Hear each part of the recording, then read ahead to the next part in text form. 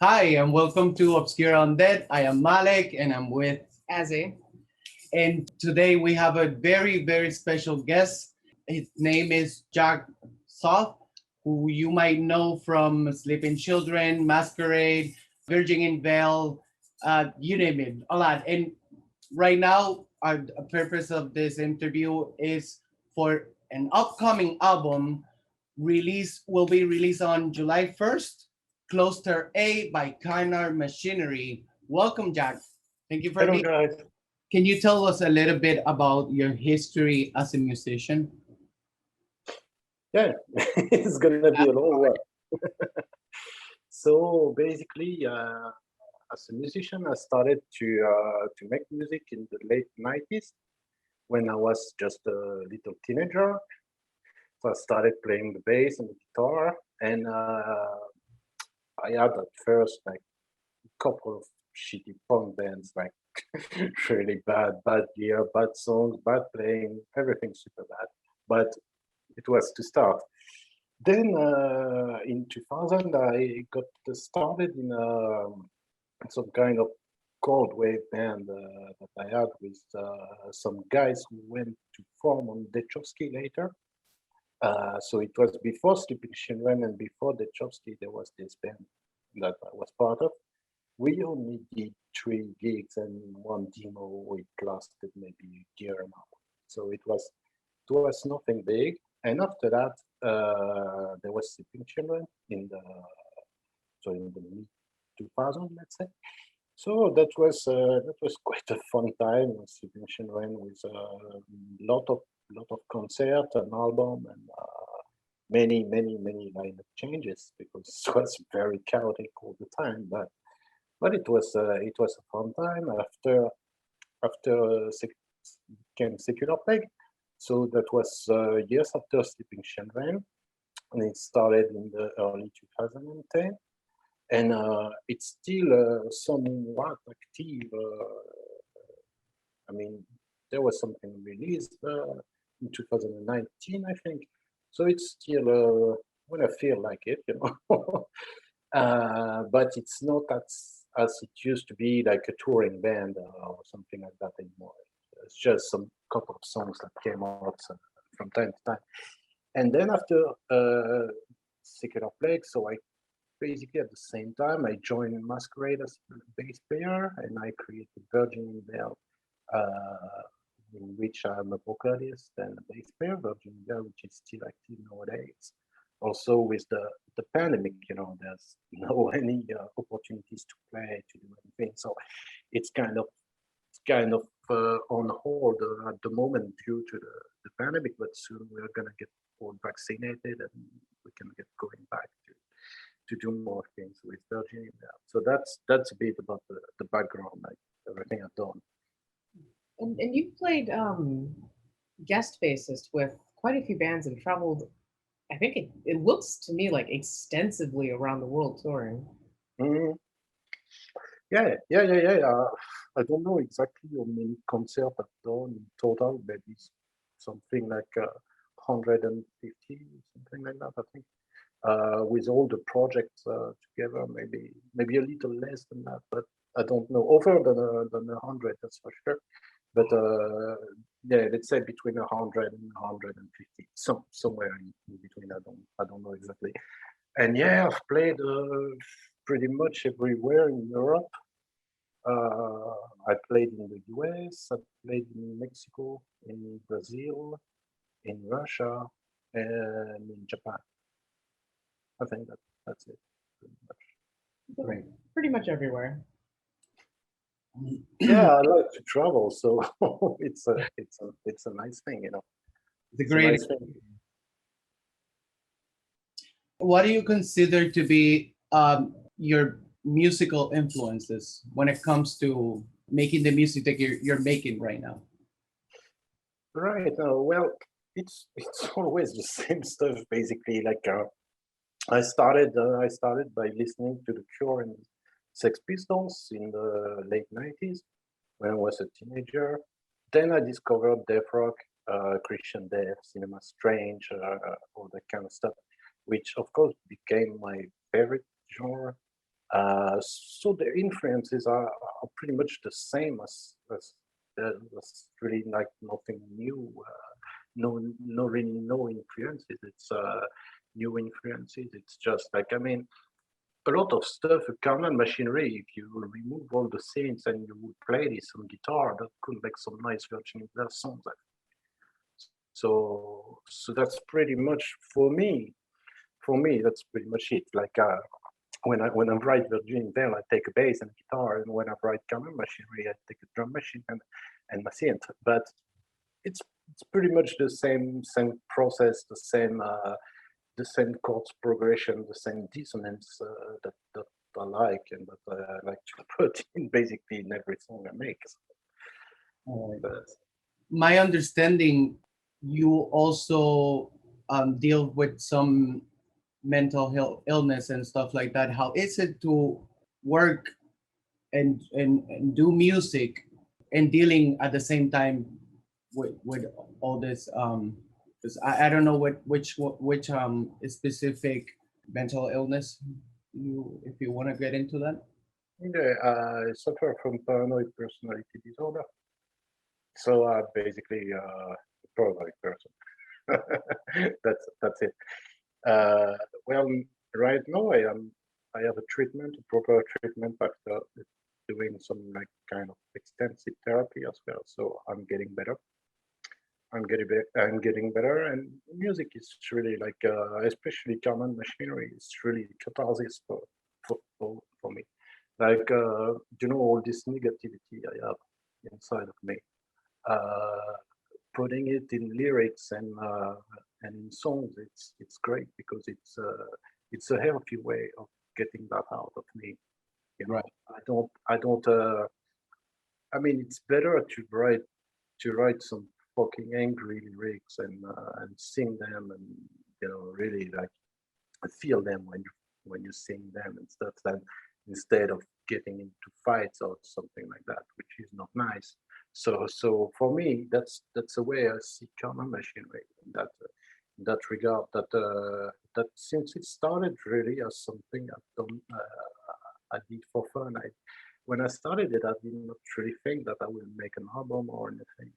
So I really I did not write the lyrics like, oh, I'm gonna make a song for people to like or people to dance to. I just didn't care, and I just put what I wanted to write. Like if you take the early songs like Voices of Terror, it's really like it's just fucking anger all the time. So because that was my catharsis to deal with all my frustration coming from my illness and stuff. So I decided that to put this in music, and then I realized that the power it can have in the sense of that there have been not a lot, but quite a few people like who have mental illness who have been telling me that my music is actually helping them feel good because they feel that kind of cathartic effect that it has on me. They can feel it themselves. So this was something that really made me happy because it's really difficult to do something to help people who suffer from mental illness because every person is different. Every person has a different background, has a different sensitivity and stuff like that. So there's not really anything you can do unless you are a professional counselor or a psychiatrist or something like that. But it's great if I can at least give those people some support and some strength. Like first thing is you're not alone. That is really important. And second thing is that if somebody is in a bad mood because of the mental illness or something and takes on some Carnal Machinery song and listen to it and then that's good. That's good. Get the steam out, That's a good thing. I'm very happy about this when people reach out to me to say stuff like that. It's really makes me really happy to know that I can provide those people some relief because I know what it is. I know how hard it is to, and some music has been helping me to deal with my inside frustration and stuff like that. So it's great. You can do that for other people.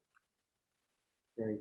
I remember when you put out Voices and I listened to it for the first time, I was really blown away by how just anxious the song is and how that was channeled so perfectly. Because even without the knowing the lyrics and having that in front of me, just sonically through the way that you conveyed the emotions was just very striking, and that song really resonated with me a lot. Same with Solitudinarian. That song. That song. Yeah. It speaks to me. Yeah. I'll say that. Yeah. Yeah, it's Solitudinarian. It's a song that basically says that some people, they don't want to understand. They just don't give a fuck. It can be for mental illness, but it can be for plenty of other problems or situation of life that can apply the same thing. But yeah, and just just fuck them. That's it. That's it. That's They're not going to change anyway. If somebody doesn't want to give a fuck, they're not going to change. So better not give a fuck either. That's it. Right. It's sometimes it's better to be alone than with bad people, Yes. So I'm a little bit curious about how do you came up with that name, Carnal Machinery? Tell me a little bit about that. actually, I did not come up with the name. Susie came up with the name.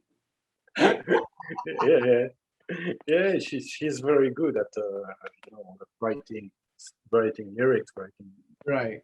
sentences and stuff like that. I was like, oh, I need a name.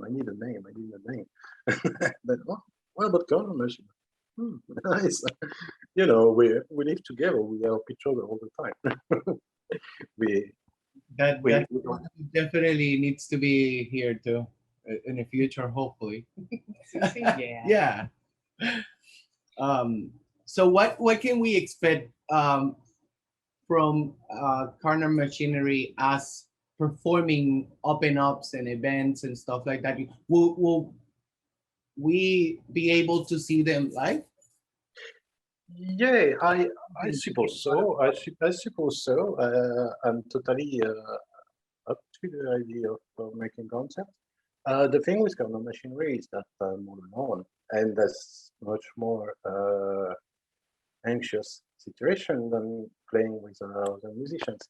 So I'm not just gonna do any show I can. I will choose them more carefully. But I want to do shows. I think it could be really nice, really fun experience, and yeah, I think it could really be something. But it's hard work for me to get on stage alone. I've Right. always said that when I've been playing with Virgin or with Masquerade, with people performing alone on stage, I've always been like, oh man, how do you do that? I could never perform on stage alone. Looks like I will have to do it. So, but that's cool. That's cool. It's gonna be something new. It's gonna be something new. Good. So, like we said before, in July 1st, right, is going to be released Cluster A, Yeah. the final and full length album, right? Yeah. It lasts over half an hour. You have released singles, right? On the singles, yeah. Singles, Yeah. and this is the first full length album. Yeah, absolutely. Oh, And this is gonna be released on CD and on digital. So Is it like, I don't know, just out of curiosity, how much new material on it is there going to be, or is it going to be a there collection is of singles released so far? 9 songs. It includes Twilight Zone and Solitudinarian with reworked remixed vocals. So the vocals are louder on the album than they are on the versions you can now listen to on Bandcamp. There is voices as well, but it's a different version than the single. oh, Yeah, if you already want to hear it sounds, you can look on YouTube when I did the Die in the Disco live stream. Mm. I've performed that version of Voices, so that is the album version. So it has been completely reworked. It's the exact same lyrics, but the music has been completely reworked, and all the rest is songs you haven't heard. So there's 5 songs you have never heard before, and 4 that you have heard before. No, three you have heard before. Good, good. That's So exciting. there's quite a lot of new stuff. Definitely, yeah. I kind of want to cycle back around to the sound that you came up with for Carnal Machinery, because it's not like anything, even though you might have like the same chord progressions and themes and influences on it. You use a lot of sounds that I haven't heard in the rest of your work that I'm familiar with, particularly just a lot of very like industrial like machine noises. Yeah, I like I like sounds that are dissonant and stuff like that. So stuff that sounds uneasy, stuff that is unsettling. So of course I'm looking for always finding sounds like sounds which get sounds kind of haunted feel in them. I don't want to have all those pretty clean sound. I want to have those those sounds that makes you feel like what the fuck, Yeah, no, like anxious or angry or scared. No, like that. Those emotions don't come across in pretty clean music. That's it. At least I don't think they do. It's Yeah. it's like but yeah, there's not much influence I can say. Sometimes I may hear something like when we listen to music at home. I don't really listen to lots of electronic music. I like more making it than listening to it. Actually, I think I do listen some stuff like yeah, skinny poppy and stuff. But I don't have much the feeling that that it influences me that much more in terms of ambiances than in terms of purely of sound or stuff like that. I just like to have like those sounds like those kind of watery string sounds that sounds really analog and bit dissonant and stuff like that. I really like that kind of sound. So sounds like you hear on the Solitudinarian stuff like that. It's really my thing. It's really kind of sound alive. Well, you've been describing that sound as synthpunk too. Yeah, yeah. I think that's a good that's a good way to put it because yeah, for me it's I make Carnal Machinery music the same way I made the Virgin Veil songs. Like I start to with Virgin Veil, I was taking the guitar and I start to play. When I find a riff, I start to build a song around the riff. Well, with Carnal Machinery, it's the same. I put a drum machine in the background. I I select a sound that I like, and then I start to play until I get something which is interesting. And when I have something which is interesting, then I start to build the whole song based on it. Of course, since it's electronic music, you can do things that you cannot do with a band, because with a band, you have the constraint that we have one guitar player. You cannot put 4 guitars. I mean, you can do it on album, but then when you will perform on stage, it's gonna be a problem because you have only one guitar player. So with electronic music, you don't really have that limitation. You can, if you want to put 30 cents in a song, you can. So that's I like this experimental way of working, that I can create drum rhythm that the drummer could not perform because there is hi-hat and toms at the same time. But that's I like this aspect of especially now with the pandemic. It's really nice to just go in my sofa with a glass of orange juice, putting the scenes and the yeah, you can see I quite like it. and and yeah, just putting the scenes, the computer, and then just jamming, with the light off, jamming in the dark, and just getting some nice shit going on. I like that. And then for the lyrics, it's the same, like getting something that really resonates. You know, I'm not really a singer. That's why I call myself vocalist, because I don't sing. I don't sing well. I don't even sing at all. I just basically, if you take punk bands like Discharge and stuff like that, you know, the guy just basically shouts slogans instead of singing. That's pretty much what I'm doing with a deathrock voice.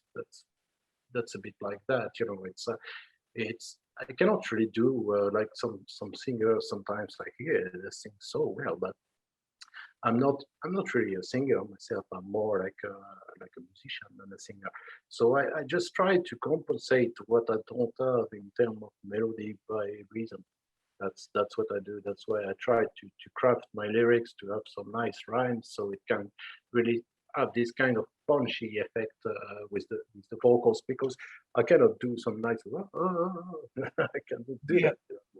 that. So, And that always turns out, and it turns out really great because you have those constraints and those limitations in just what you're doing. You know, you find other ways around it, and it comes out wonderfully. no, thank you. Yes. Thank you. Well, I think it's a great way of doing things, because you everybody has some limitation. It can be like the playing, or it can be as well, like, let's say, for example, in terms of gear, somebody might be a very talented musician but doesn't necessarily have the money to buy the perfect gear that they will need to craft their music in the way that they intend to. So it's great if you can find workarounds and manage to find ways of expression with what you have and what you can, with your own flows. When you have like some, let's say, a musician which is not that good can write amazing songs, and a musician which is technically super great can write only boring songs. That's something that happens all the time. Like many musicians that I love are not. If you take, let's take a very well-known example, Robert Smith is not a guitar hero.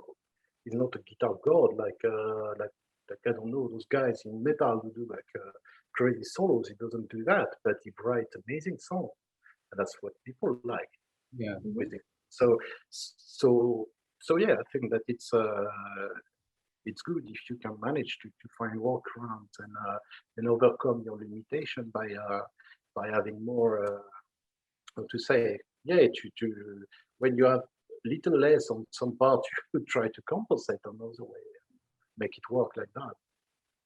That's I have a question about Yeah. the album. We'll be expecting digital CDs, vinyls. Tell me a little bit about that. No, yeah, there's gonna be CDs and digital, but no vinyl so far. Okay. Okay. Maybe at some point, but for now it's not in the books. All right. Since I have no idea really how many people will be interested in that, so with the label, we just decided that it will be much more for a first album to start only with CDs, because Well, there's no need to make let us three know, you want one? Okay, I take note. let us know if you want vinyls for this project. If you're interested, something is interested, let us know down below in the comment section, and we'll see what we can do about it. Maybe we can surprise you. I'm not the record label. It's not me who decides. But yeah, I think if there is a demand for it at some point, it